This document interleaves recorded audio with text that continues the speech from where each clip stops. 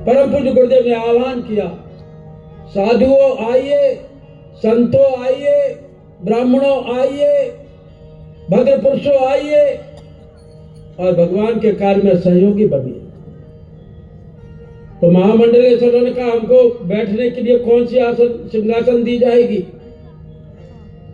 कुर्सी पर ही बिठाओगे प्लास्टिक की पर, या कोई सोने या चांदी की सिंहासन होगी? उन्होंने कहा नहीं नहीं नहीं, कार्यकर्ता उस पर नहीं, व्यवस्था की दृष्टि से ठीक है, हम लोग आजकल बैठने लगे, लेकिन बंधुओं जिससे सबको दिखाई दे, सब हमारी बात सुने, हम सबकी बात सुने, यदि ऊंची ऊंची मंच बनने लगे। नहीं तो अभी तक हम सब लोग एक तखत पर बैठ करके प्रवचन करते थे। क्यों? क्योंकि जनता कम होती थी। अब गायत्री परिवार के लोगों में 5,000 से लेकर के 20-20 हजार तक, 25-25 हजार तक, तो पीछे का आदमी कैसे देखेगा, पीछे कैसे दिखेगा? इसलिए गायत्री परिवार की मंच ऊंची होने लगी, बगैर दिखावे के लिए नहीं, प्रदर्शन के लिए नहीं। अगर यही मंच कहीं और किसी कथावाचक की बनी होती तो लाखों की मंच बनती है, करोड़ों का पंडाल बनता है। और ये केवल सब्जी रोटी नहीं खिलाई जाती, रोज कुछ ना कुछ नया आइटम, वो भी प्योर घी का, दूध का, ये बनता है। तो बंधुओं, मैं किसी पर टिकट टिप्पणी नहीं कर रहा हूं, लेकिन जिन धर्माचार्यों को ये सोचना चाहिए था कि हमारा देश कैसे ऊंचा उठे, वो धर्माचार्य टोने टोट के बकता रहे। बेलपाती पर ऐसा लिख दो तो बच्चा पास हो जाएगा, उल्टा रख दोगे शंकर जी के सिर पर बिलपत्र लिख करके, तो जो है तुम्हारा जहाँ प्यार चल रहा होगा वो प्यार सफल हो जाएगा, तो तुम्हारा ये हो जाएगा, वो हो जाएगा। कैसी कैसी बेढंगी बात है।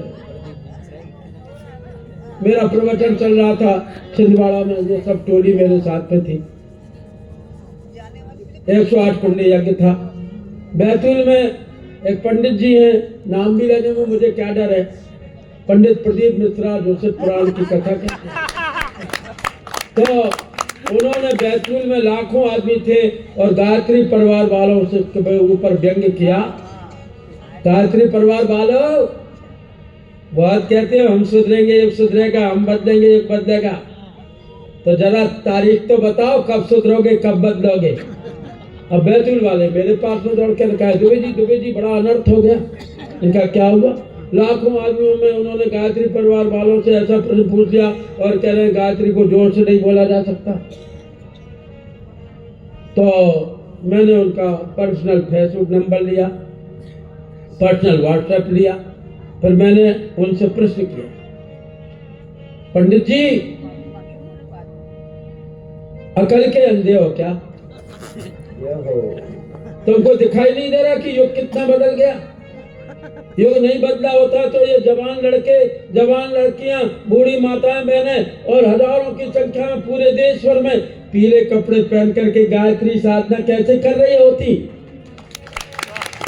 अगर युग नहीं बदला होता तो करोड़ों कुंडी यज्ञ, लाखों कुंडी यज्ञ प्रतिदिन हमारे देश में होता है, प्रज्ञा पीठों में, शक्ति पीठों में, कमरों में, घरों में, दैनिक यज्ञों में, ये कैसे होता? अगर युग नहीं बदला होता तो करोड़ों संस्कार साल भर में हमारे गायत्री शक्ति पीठों से, आयोजनों से इससे हो जाते हैं, वो हो जाता। अगर बंधुओं युग नहीं बदला होता पंडित जी, तो आज पीले कपड़े धारी आदमी दिखाई नहीं देते, कुर्ता और धोती को लोग भूल गए होते। युग नहीं बदला होता तो चोटी नहीं होती, युग नहीं बदला होता तो तिलक नहीं होता, युग नहीं बदला होता तो पर्व नहीं मनाए जा रहे होते, युग नहीं होता तो कोटा, युग नहीं बदला होता तो कोटा में 108 कुंडी यज्ञ, गायत्री यज्ञ करना कठिन है। अब हमसे पूछते कि युग कब बदलेगा? तुम लोग केवल कथा कहते रहो, गायत्री परिवार पर टीका टिप्पणी करने की जरूरत नहीं। और तुमको शास्त्रार्थ करना तो ऊपर तो शास्त्रार्थ करने बाद में जाना, रामायण से करना हो, शिव पुराण से करना हो, भागवत से करना हो, भागवत की भी मैं 8-10 कथा कह चुका हूँ, महाभारत से करना हो, गायत्री महाविज्ञान से करना हो, प्रज्ञा पुराण से करना हो, जिससे शास्त्रार्थ करना हो पहले पंडित श्याम बिहारी दुबे से आकर के शास्त्रार्थ। फिर दूसरी बात, गपशप मत लगाओ और गायत्री परिवार पर कोई भी उंगली उठाने की हिम्मत न करे। अगर अनिष्ट हुआ होता तो 12 करोड़ माताएं बहनें गायत्री मंत्र जपती हैं दैनिक। यदि खतरा हुआ होता तो 8 करोड़ भाई बच्चे बहने गायत्री मंत्र जपते हैं, कुछ हो गया होता।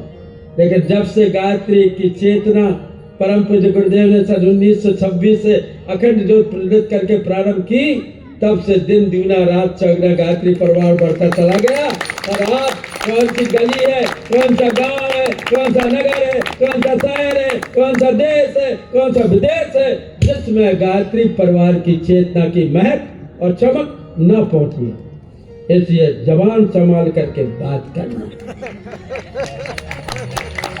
सब बंधुओं, लोग ऐसी ऐसी टिप्पणी करते हैं, ऐसी ऐसी कथा रच डाली कि एक पंडित जी, एक चोर था, वो चोरी करने गया तो रात भर घूमा, कहीं हाथ साफ नहीं कर पाया, तो वो वहाँ पर पहुँचा गांव के बाहर, और वहाँ शंकर जी के मंदिर पर जाकर के बैठा तो उसे जुमाई आई, तो उसने ऊपर देखा तो कलश दिखाई दिया तांबे का, उसमें से टप टप करके पानी टपक रहा था शंकर जी पर।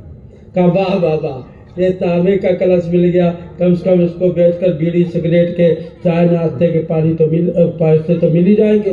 तो उसने वो उतारने लगा। तो अब क्या था, कैसे उतारे, ऊपर तो इतना वो है कलश और सीढ़ी भी नहीं है, अब उतारूं कैसे।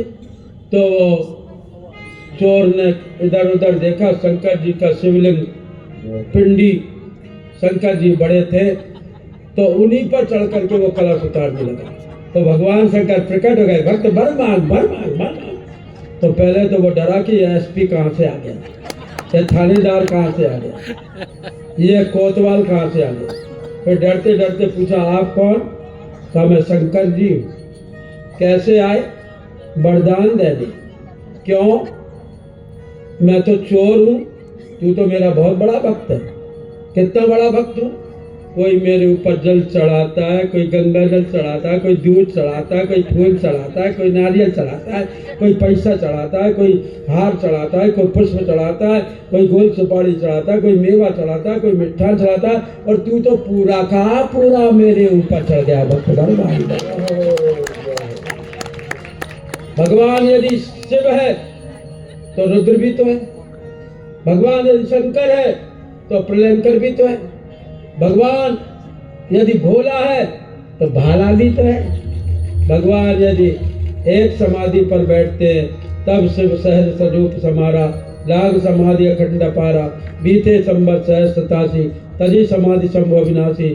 और जब भगवान शंकर की समाधि टूटती है, उनका तीसरा नेत्र खुलता है, और जब वो पहाड़ पर तांडव करते हैं, पहाड़ टूटने लगते हैं, आकाश फटने लगता है, नदियां खोलने लगती हैं, समुद्र उबलने लगता है, आंधी उठ खड़ी होती है, तूफान उठ खड़ा होता है, चारों तरफ पुच्छल तारे टूटने लगते हैं, धूमकेतु हटने लगते हैं, और जो है सारे संसार में भूकंप आ जाता है, तांडव होने लगता है। अखर सर्व मंगला कला कदब मज्जरी रसप्रवाह माधुरी विषंबड़ा प्रथोषिता सुरक्षिता सुरक्षिता भगतदा भगतदा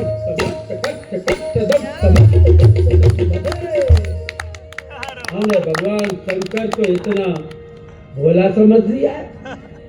वो रुद्र है, शिव है तो रुद्र भी है। ऐसी ऐसी कहानी रचती कि क्या बता, अज्ञान की बात कर कि अज्ञान कितना फैला है बंदियों, कुछ कहा नहीं जाता। एक बाबा जी सोने की तैयारी कर रहे, 4-5 पंडित आ गए। है बाबा जी ये क्या करते हो? पूरब की तरफ पैर करके सोते हो, पूरब तरफ तो जगन्नाथपुरी है, जगन्नाथ भगवान नाराज हो जाएंगे। बाबा जी उठे, पश्चिम की तरफ पैर करके सो गए। एक और आ गए, श्री कृष्ण द्वारकापुरी है, पश्चिम तरफ तो भगवान शंकर नाराज हो जाएंगे, अब भगवान श्री कृष्ण नाराज हो जाएंगे। बाबा जी उठे और उत्तर की तरफ पैर करके सो गए। तो एक महाशय और आ गए, नारायण नारायण, उत्तर की तरफ पैर करके सोते हो, उत्तर तरफ तो बद्रीनाथ धाम है, बद्रीनारायण भगवान नाराज हो जाएंगे। बाबा जी उठे और दक्षिण की तरफ पैर करके सो गए। तो एक पंडित जी और आ गए, ओम नमः शिवाय ओम नमः शिवाय, दक्षिण तरफ तो रामेश्वरम धाम में भगवान शंकर नाराज हो जाएंगे। बाबा जी ने सोचा पूरा पश्चिम उत्तर दक्षिण में कहीं पैर करके नहीं सो सकता, क्या करूं? तो वो सिर नीचा करके पैर ऊंचा करके दीवार से टक्कर के शीर्षासन लगा करके सो गए। तो एक आ गए और अरे अरे ये क्या कर दो, ऊपर तो परम धाम है, भगवान विष्णु नाराज हो जाएंगे। बाबा जी उठे और दोनों चारों में एक एक चांटा लगा। मूर्खों, परंपरा की तुलना में हम विवेक को महत्व देंगे, क्योंकि जीर्ण वस्तुओं की ममता से घड़ी घूड़ा होगा और आज का पुष्पहार भी कल का कूड़ा होगा। हम लकीर के फकीर बने। अब हरिद्वार जाएं कोटा से, और रेलगाड़ी का जमाना था, बैलगाड़ी में जाएं तो बैल भी मर जाएंगे और पहिया भी टूट जाएंगे। तो रेलगाड़ी से जाओ ना।